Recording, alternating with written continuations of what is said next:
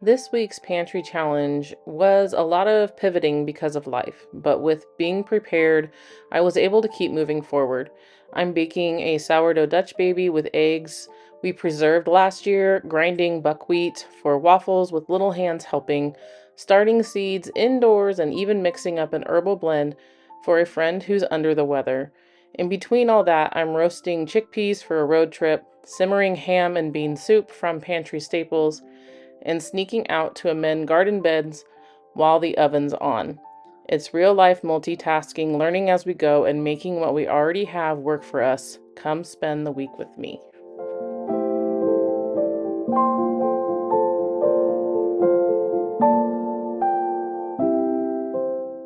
I am finally breaking out this large jug of water glass eggs that are from June 2024. I have always had chickens over these last several years, and every spring I would get new hens that would lay over the winter. So I was able to always have an abundance of water glass eggs because I didn't always need to reach for them.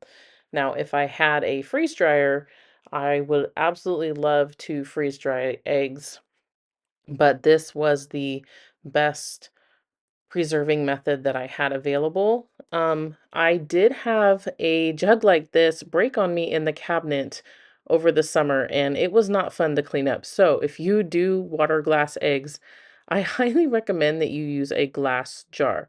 Now, obviously, that comes with its own issues of glass breaking, but I have also used a bucket that was not clear, and I did not know that anything had spoiled until that oh so lovely day where I opened the lid and it just did not smell great. So I would suggest clear glass so that you can not only see what is going on with them, but that is going to be more stable than this flimsy plastic from these old cookies.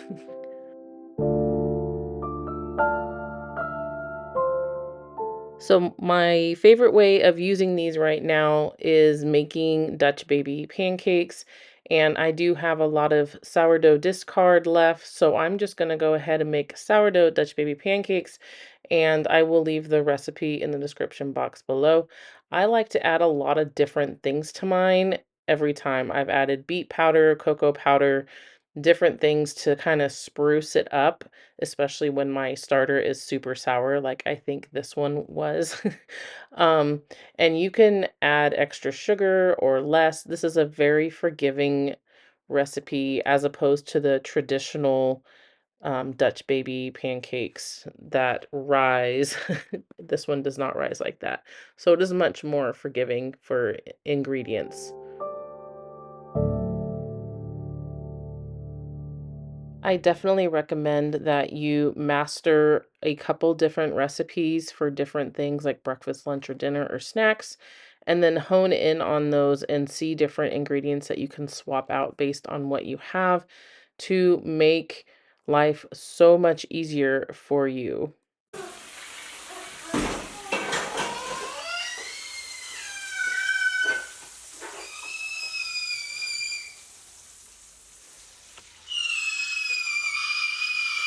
What happened? What happened? As you can see, I can do this recipe very quickly and without looking at anything. So on mornings like this, when I have a very cranky toddler or so, I'm able to get breakfast going with very minimum effort. And just looking around my pantry, I noticed I had 3 oranges left, so I wanted to get those used up as well, especially since there's definitely been a sickness going on in our community, and this added vitamin C in its natural state will do wonders for my family.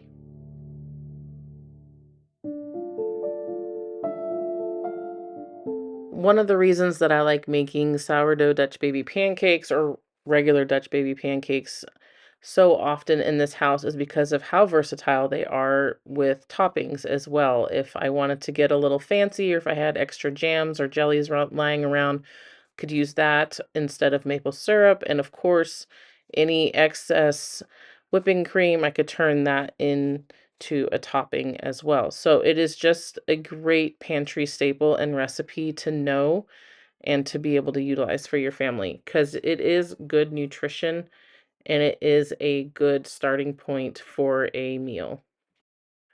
On this day, I did plan on also giving some protein along the lines of sausage or bacon, but the toddler got away with me and I ended up serving this. And you know what? Everyone was super happy, bellies were full, so I really can't make any complaints about that.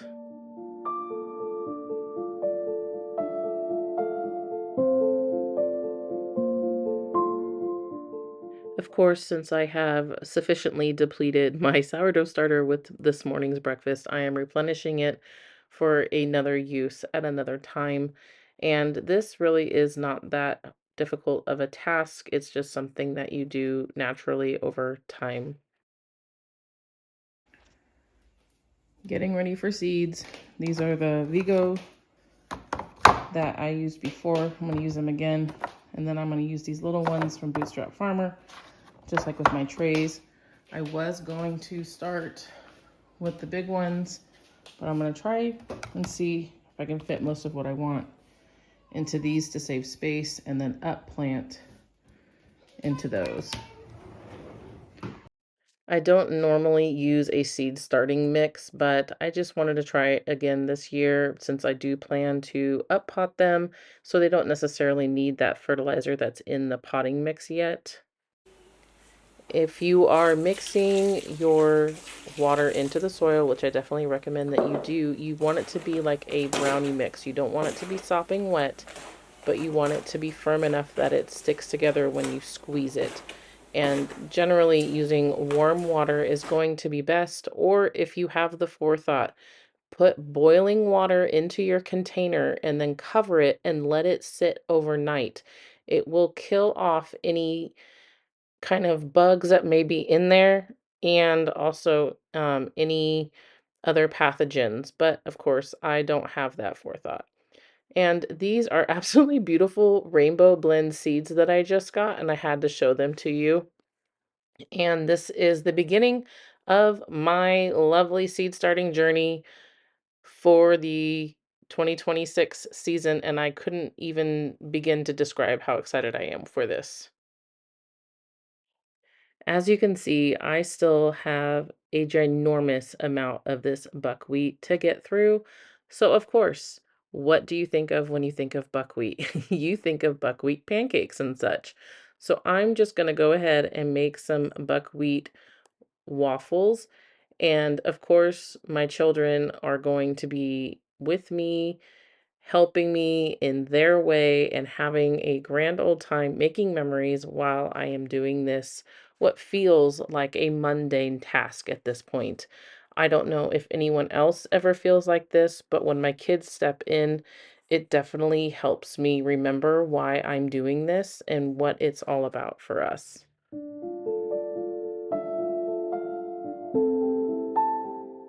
This morning, I did remember to grab some excess sausage out of the freezer and warm it up for them.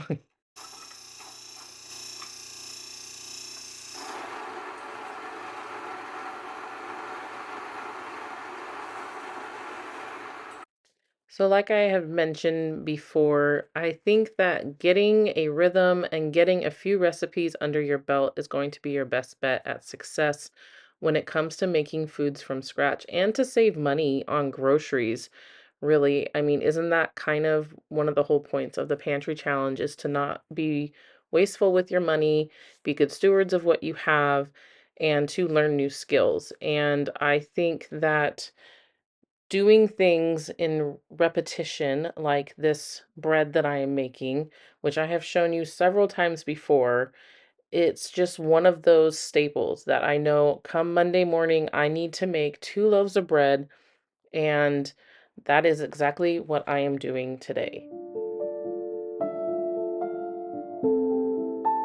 And what I mean when I say doing things on repetition, it's having 5, maybe 10 different recipes in your back pocket at all times that you can make, whether it even be waffles that you can make for dinner, which believe me, I have done that at least a dozen times in the last few months, where I am just so exhausted by the end of the day and I don't want to order out, but I also don't really have anything ready to make for dinner. I will revert to something from breakfast, and my kids will not complain about that. Never have they ever, because they get something fun and different for dinner, and I know that they're going to go to bed with full bellies from that.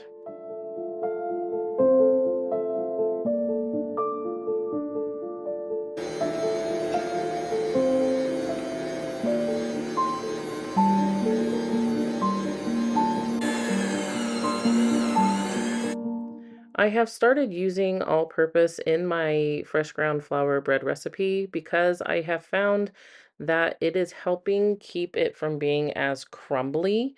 If you have had this issue and found a different way to combat that issue, like making sandwiches and stuff, the bread just kind of wants to crumble, please let me know in the comments below. I would love to have an alternative, but for now, this is what I am doing. I'm doing probably about a 60-40. It wouldn't even, or maybe even an 80-20. I'm just kind of going with whatever I have.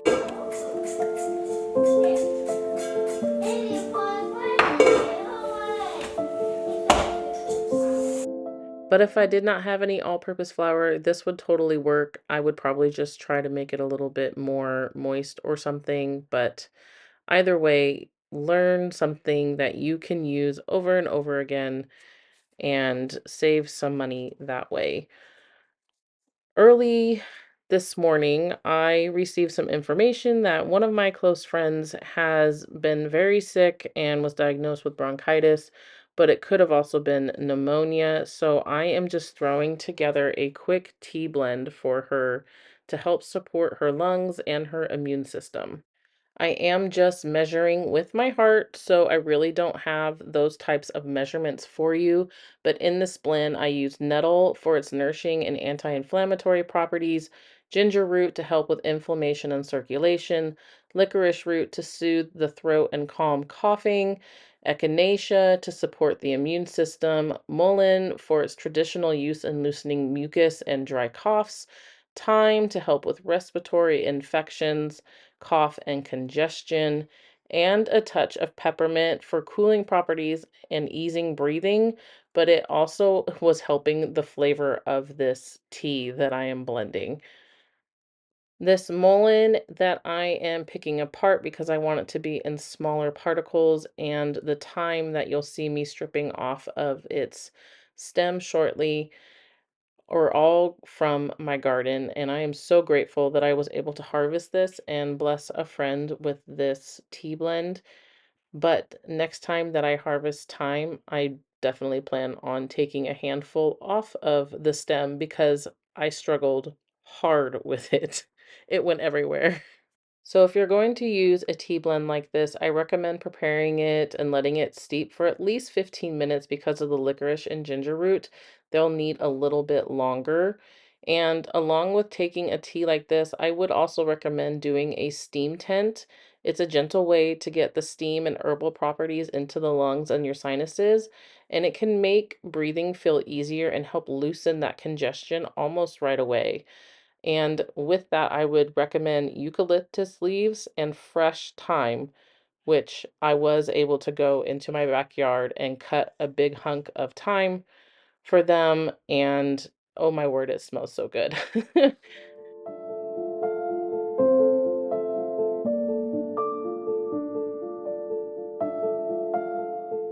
I do have a full blog post that I'll link in the description box below on lung clearing herbs, just like some of these. And it's a simple way to use these herbs and other herbs for real support when your lungs need a little extra care, especially if you're somebody who has a chronic issue with their lungs. I would definitely recommend taking a look at that information linked below.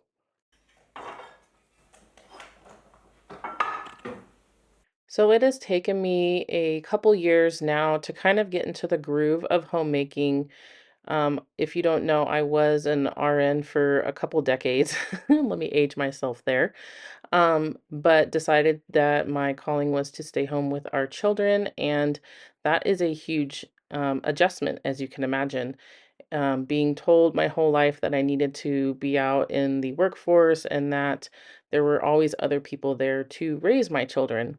And obviously, that did not sit well with my husband and myself. And so we made those changes. And I say this because in those mundane moments, or what people would consider mundane moments, I find a lot of joy.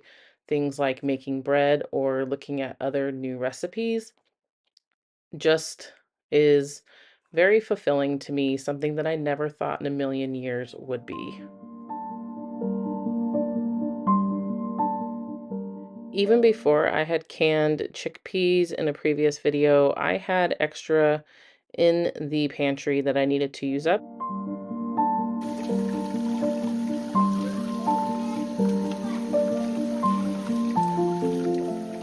And so I decided to make some roasted chickpeas for the first time because the day after this, we were going on a slight road trip slash field trip, and I wanted my kids to have some kind of healthy snack that they could munch on.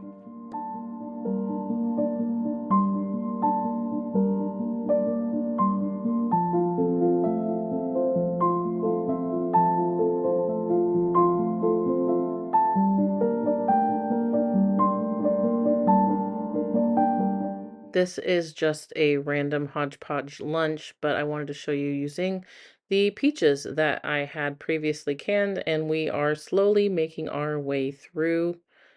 If you have never put butter on your loaves of bread right after they come out, I highly recommend that you do. It just adds such another layer of flavor, and it also helps them from drying out, and they're much softer. It's really the best thing you could possibly do. And so back to the roasted chickpeas, I am drying them off. You'll notice I switched towels so that I could dry them off better because the recipe does say that you need to have them as dry as possible. And I am slowly picking the skins off of them as they come off.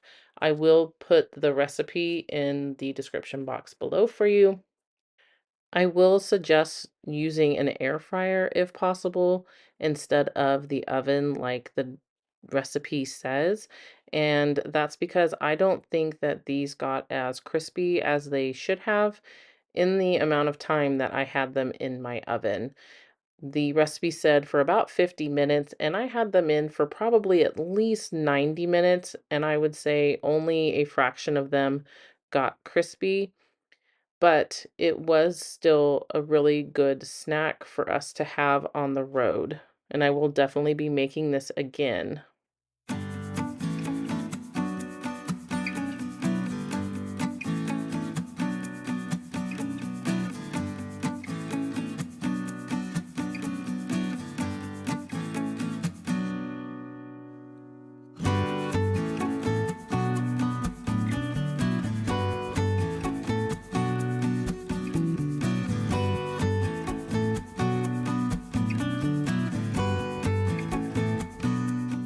So, in this fall spring that we've been having in Northern California, I decided to jump outside in this windy weather up here on the ridge and try and start amending my beds and planting some more seeds.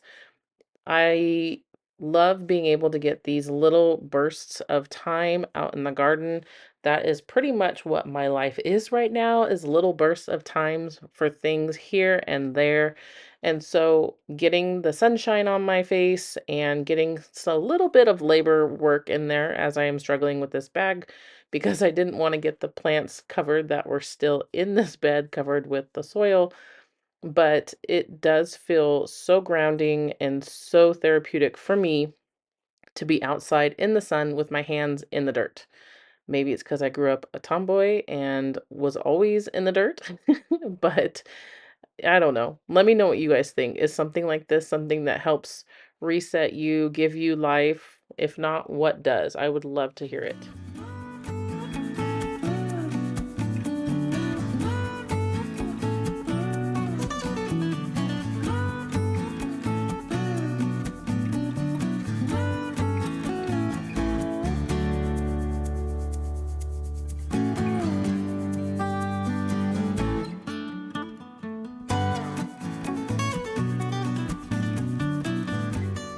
On this batch, I went ahead and did a teaspoon of garlic powder and a teaspoon of paprika. I really wish I would have done more flavoring, so I would honestly at least 2 teaspoons of each, but I would have also added maybe garlic salt instead of just the garlic powder or with it.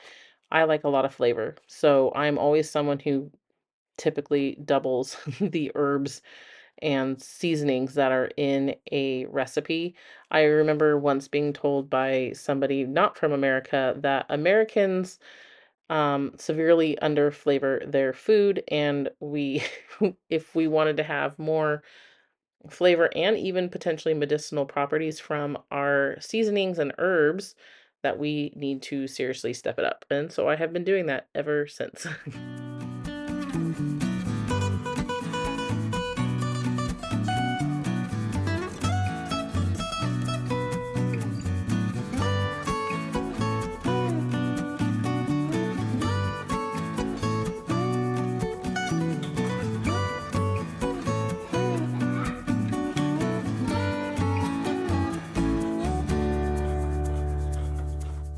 As I was continuing to go through my pantry, I found a ton of white beans that I needed to go through. So on this day, I had decided to make a basic ham and bean soup, and it was very good. But as you'll see, I really should have gotten a bigger stock pot out. This tiny little Dutch oven was not the correct size for my family. So I don't even remember, I probably should have looked at the date, but of when I had canned those white beans. So I desperately needed to use them. And then this is the ham from Costco that I have been trying for a while now to get rid of and use up. And as you can see, I am trying to take out some of the liquid because I can already tell that once I add in the rest of the veggies and such, that it was not going to fit. And that is one of my garlic hockey pucks that are from the freezer, some bay leaves, adding some of the salt, and I was out of mustard powder, so I just went ahead and put in some Dijon mustard.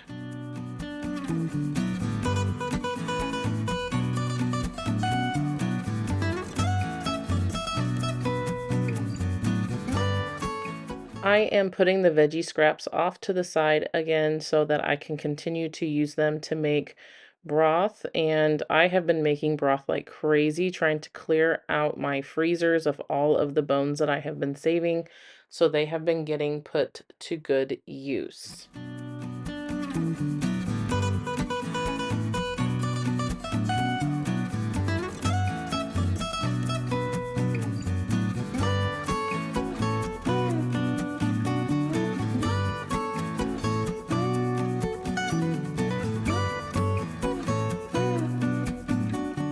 I'm not even done adding things to this pot, and already you can see it was a bad decision.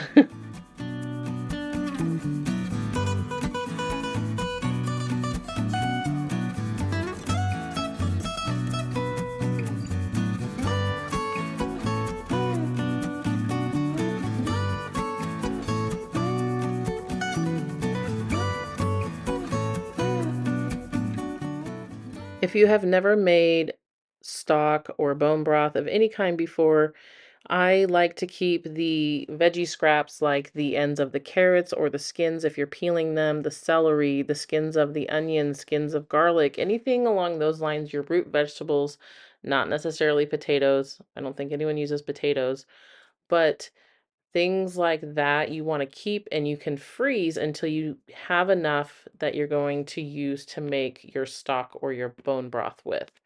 And those just add so much more flavor and nutritional value. So don't think that what you have is trash or not something that you can continue to utilize before it even goes to your chickens or to the compost pile, because you want to extract all those nutrients out and get as many uses for your budget.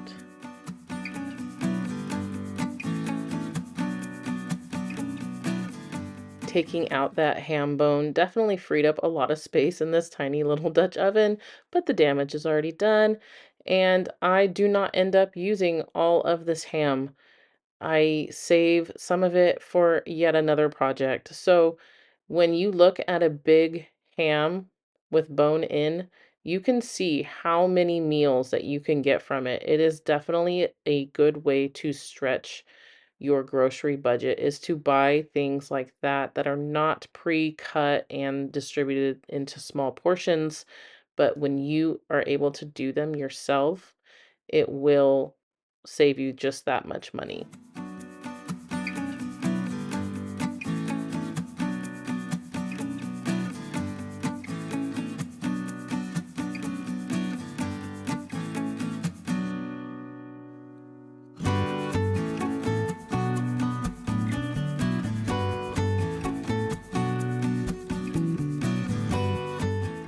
As I continue to prepare healthy snacks for our road trip the next day, I just want to thank you for spending the week with me. I hope you found a few ideas to make life a little easier in the kitchen and in your garden. I can't wait to share more meals, projects, and a little homemaking with you next week. See you then, friends. Bye.